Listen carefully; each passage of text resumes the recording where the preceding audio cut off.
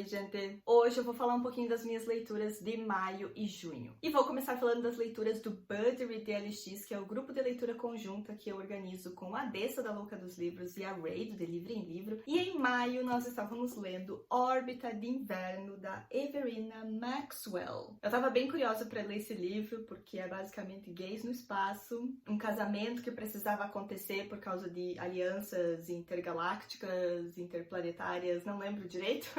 Não era um casamento muito esperado ou até mesmo ideal, porque, né, para manter alianças, de um casamento que já tinha acontecido entre o primo do personagem principal e outra pessoa, mas o primo faleceu, então para manter a aliança tinha que manter um casamento com alguém da família, então ele vai lá para casar com o viúvo do primo. Então, complicado. Em geral, foi uma história que eu gostei de acompanhar, eu gostei de alguns dos personagens, gostei de algumas coisas que estavam acontecendo, um pouco do mistério que tem ali por causa das alianças, mas eu acho que eu esperava alguma coisa a mais também. Quem sabe entender um pouco mais desse mundo, me envolver um pouco mais com os personagens e com as intrigas que estavam acontecendo ali. Então faltou um temperinho aí, mas foi bem interessante. E a nossa leitura de junho foi A Sonata Perfeita, da Rose Tremaine, uma história aí que eu tava bem curiosa para conhecer também, que prometia ser bastante emocionante, porque os personagens vão estar vivendo aí após a Segunda Guerra Mundial na Suíça. E a gente vai acompanhar a jornada desses personagens por um bom tempo, deles vivendo tudo isso e lidando com algumas consequências. Então teve sim bastante partes emocionantes, mas teve alguns saltos no tempo na história, de a gente ir muito rápido de uma idade para outra dos personagens e a gente não saber muito bem tudo que tinha acontecido naquele meio tempo e ficar curioso de saber mais detalhes, de entender um pouco mais, e quem sabe isso que quebrou um pouco desse ritmo, e também de algumas coisas que vão acontecendo que,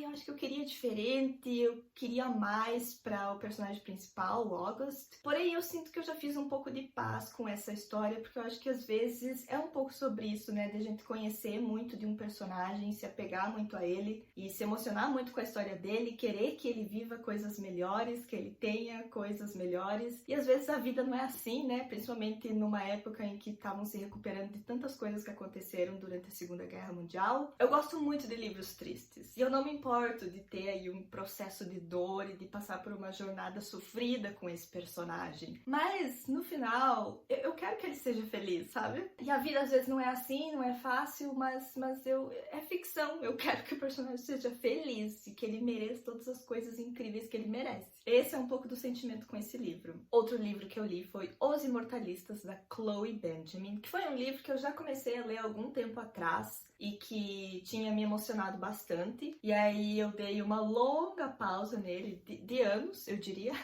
e aí retornei a ele, começando do começo, para finalizar esse livro finalmente. Aqui nós vamos acompanhar 4 irmãos que vão em uma vidente que ficou aí meio famosa por dizer para as pessoas exatamente quando que elas vão morrer. E aí nós vamos acompanhar um pouquinho da vida de cada um desses personagens enquanto eles estão processando o fato de que eles sabem quando que eles vão falecer. Será que eles acreditam que é realmente essa data? Será que eles estão levando isso a sério ou não? E será que a gente faria decisões diferentes se a gente soubesse quando a gente vai morrer? Será que...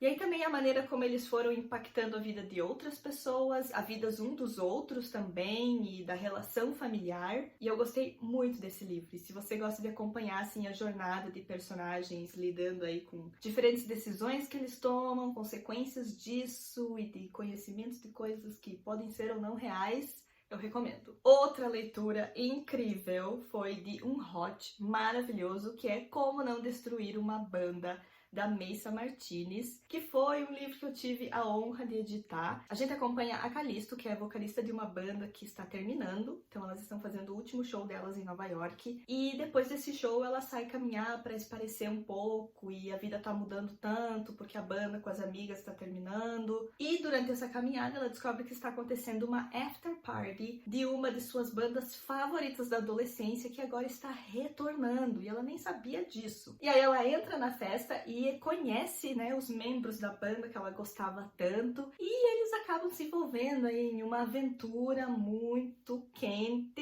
E aí a Callisto vai focar no trabalho dela, na carreira dela, porque a banda vai continuar. Acho que eu falei errado antes, né? Tem uma integrante que está saindo, então era o último show da banda toda completa. Mas ela e mais duas amigas vão continuar com a banda. E aí, elas estão na mesma gravadora que está negociando aí essa volta da banda que ela gostava na adolescência. E acaba colocando todo mundo junto em uma casa da praia para trabalharem em uma música para as bandas estarem aí, né? Porque uma tá voltando, a outra tá passando por essa situação de ter perdido um membro, então precisam dar um boom. Então vamos fazer uma música juntos. Mas ela acabou de ter uma aventura aí com o pessoal da banda, então sentimentos, e aí vai estar todo mundo na casa da praia e, né? Perfeito. Vocês não vão se arrepender, eu juro pra vocês. É muito, muito bom. Outro livro que eu li foi Howl's Moving Castle, da Diana Wynne Jones, que foi uma leitura que no começo eu estava gostando bastante. Depois, eu não sei o que foi acontecendo, que a história foi indo para um lado que eu não sei se eu gostei muito. Parte disso foi porque eu tinha expectativas um pouco erradas para esse livro, porque eu ainda não assisti o filme do Castelo Animado, mas eu já vi vários trailers e várias imagens desse filme, e eu acho que eu estava esperando uma história mais parecida com o filme. Porém, ele não é muito parecido com o que está acontecendo nesse livro. Na verdade, eu acho que não deve ser nem um pouco parecido, não sei. Não assisti ainda, não vou falar. E aí, então, como eu tinha essa expectativa das imagens que eu tinha visto já do filme, quando eu vim aqui pra história,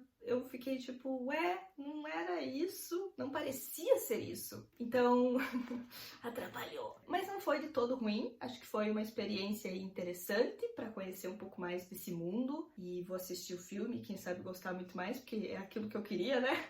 Porém, fiquei curiosa para conhecer outras histórias da Diana Wynne Jones. Ela deve ter escrito outras coisas, né? Quem for ler, vai com as expectativas certas, que eu acho que vai gostar mais. E a minha última leitura de junho foi Sem Amor, da Alice Oseman, que era uma história que eu também estava bem curiosa para conhecer, que foi super interessante. Eu gosto muito quando histórias exploram um pouco mais de como os personagens estão processando diferentes sentimentos, diferentes descobertas, e acho que sempre ajuda bastante para que a gente tenha mais compreensão e compaixão pelos diferentes processos que as pessoas estão passando. Bom, gente, era isso. Eu espero que vocês tenham gostado do vídeo. Me contem aí nos comentários quais desses livros vocês já leram, ou se tem alguns deles que vocês ficaram curiosos para ler. Não se esqueçam dos links de compra da Amazon no box de descrição, que comprando os livros através deles vocês ajudam muito o Xícara Quente sem pagar nada a mais por isso. Me contem também o que vocês andaram lendo ou outros livros desses mesmos autores que vocês recomendam. Muito, muito obrigada por assistirem. Não se esqueçam de curtir o vídeo e de se inscrever aqui no Xícara Quente caso vocês ainda não sejam inscritos. E eu vejo vocês em um próximo vídeo. Tchau!